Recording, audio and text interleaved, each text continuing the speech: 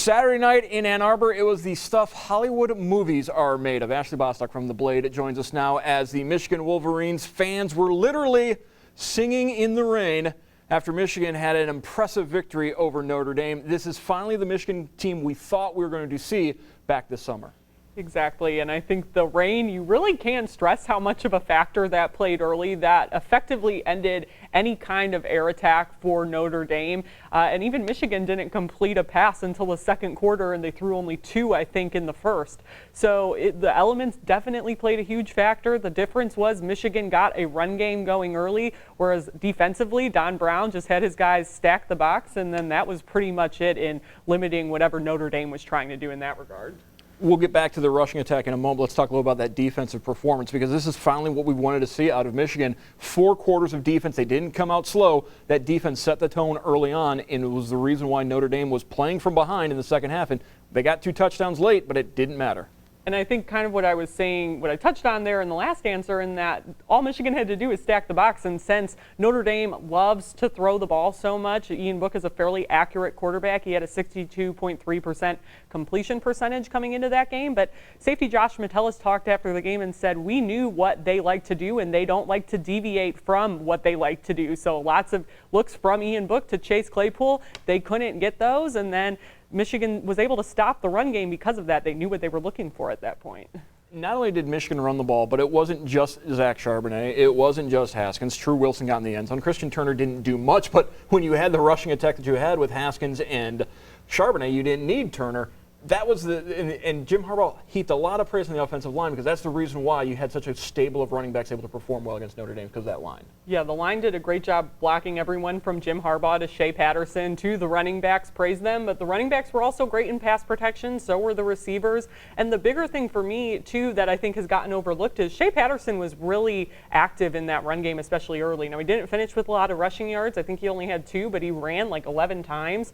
And when your quarterback is willing to stay that active, and Jim Harbaugh talked about it on Monday, it kind of keeps the opposing defense on their toes. They have to account for the quarterback when they think he's going to run, so that gives your running backs more of an opportunity to get some of those open looks, to find those holes that your offensive line is setting up. And he also scored brownie points with some downfield blocking on the touchdown run. Yeah, exactly. So Shea was doing just about everything there, and really did whatever it took to win. And even though he wasn't involved throwing early, wasn't getting a ton of rushing yards early, he still really dictated the way that offense went early.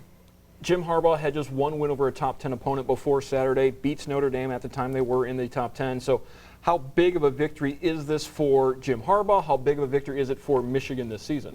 Well, considering there was only 1 victory over a top 10 team in the Harbaugh tenure at this point, I think it's pretty big. But I think it's bigger because of when it came in the season. It came after a huge loss to Penn State that felt kind of gut-wrenching for those of us who were around the program. I mean, those guys looked pretty defeated because they came so close there in the end against Penn State. So I think they kind of went out and showed people what they've been seeing in practice that maybe we in the media and Michigan fans haven't been seeing up until this point with the offense, with the defense. Some of those mistakes have gotten cleaned up, and I think to me that's the biggest thing. A lot of talk that perhaps this would be a 4, maybe 5-loss Michigan team, and all of a sudden you beat Notre Dame, and you can see a path where Michigan could go into or have Ohio State come into Ann Arbor where Michigan could be back in the top 10. I don't really see them losing another game until that game against Ohio State, and there is a path. They're going to need a lot of help, but there is a way for Michigan to get to Indianapolis. There is, and I've been telling people, think about it like a magic number in baseball. It doesn't mean that it's going to happen, but it means that it's still mathematically possible for now, and there is still a path until,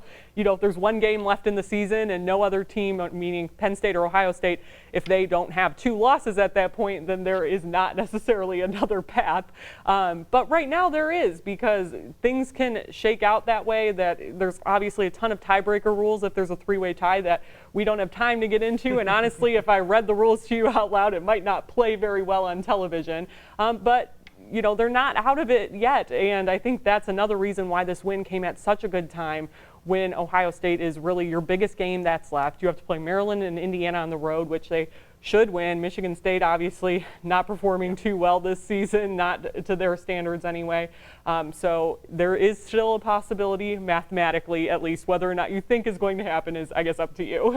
and we know Jim Harbaugh's not a fan of mathematics. He admitted on Monday that his mathematics skill basically topped out at long division, but Jim Harbaugh on Monday was in a fairly good mood. He was quoting Albert Einstein, making jokes about his mathematical abilities. It's like beating Notre Dame took a load of pressure off his shoulders or something. It did, and Jim Harbaugh, you kind of never know what you're going to get other than he's going to say what he thinks, that he's not going to mince words to make anyone in the media feel better. He does force you to ask good questions if you are on that beat, I think, which is good to keep us all on our toes, but he was definitely in a good mood. The players were in a good mood on Saturday after the game, and I do think this Notre Dame win has cured a lot, and sometimes the mental cure is maybe even more important than anything physically that you're doing on the field. And I will say the Notre Dame game is a little bit of the anomaly because of the weather. The rain was crazy for most of the night. It was, again, as I said multiple times now, there was really no room for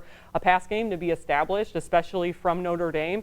So you can glean a certain amount from that. You can't glean everything from that. But one thing, too, that's really promising that we haven't talked about yet is the ball security and the fact that Michigan didn't lose any fumbles in this game. They did put the ball on the turf a few times. Shea Patterson was able to jump on one and got lucky that a ill-fated lateral throw from Shea Patterson under pressure went out of bounds, and Notre Dame didn't recover that. But you're right. They didn't turn the ball over, which is a huge step forward for this program. And Jim Harbaugh said as much on Monday as well. So I think that is definitely a huge step forward when these are the worst conditions by far that Michigan has had to play in all year. All of the ways Michigan could get to Indianapolis, the one constant is they cannot lose another game. So the next game up for Michigan, the next important game for Michigan is the next game up, which is the trip to Maryland. And there's going to be an interesting subtext to this game because Mike Locksley's the head coach of Maryland his first year with the Terrapins. Last year he was the offensive coordinator at Alabama.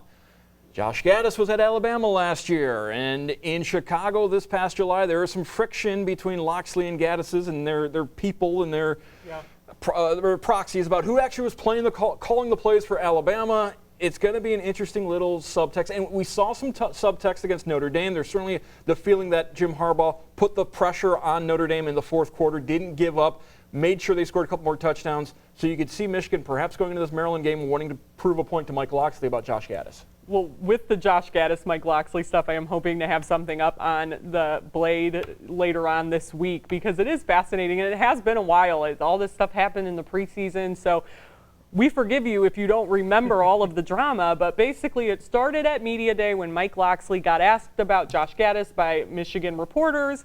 He wasn't too happy that he was getting questions about Josh Gaddis and just kept making comments like, I prefer to talk about the assistants that are with me. Now, if we rewind further to Josh Gaddis' hiring, supposedly what happened is he was ready to go be the offensive coordinator at Maryland for Mike Locksley. Jim Harbaugh got wind of that. He made a phone call to Josh Gaddis, and the rest, as they say, is history. Speed in Space was born that day. So then when Josh Gaddis kind of got wind of Mike Locksley's comments from Media Day during his first availability of the year, he was saying, well, I'm the one, I have a notebook of all the plays that we ran at Alabama. I can go and get it for you right now.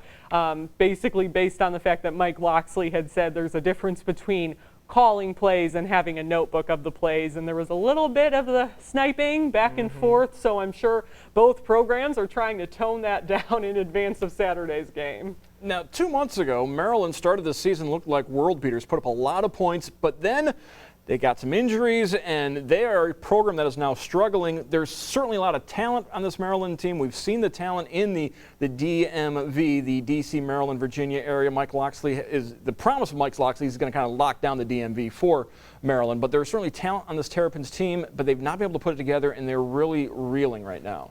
They are, and I think that couldn't come at a more perfect time for Michigan, who seems to be doing the exact opposite and clicking right now if you go back to the second half of the Penn State game through the Notre Dame game. So really, I think the key for Michigan is going to be not falling into old habits, the ones that got them in trouble in the second half against Illinois, for instance, if we're looking at that, or the first half against Penn State. So I think it's all about continuing that progress for them and not letting Maryland beat you, or really not letting you beat yourself at this point. Absolutely. Michigan has played well in 7 of the last 9 quarters. Just that first half against Penn State is really what is the only thing that's kept Michigan from really having a fantastic second half of the season. But still a lot to play for. I want to thank Ashley Bastock from the Toledo Blade for joining us as the Michigan Wolverines head to Maryland this weekend.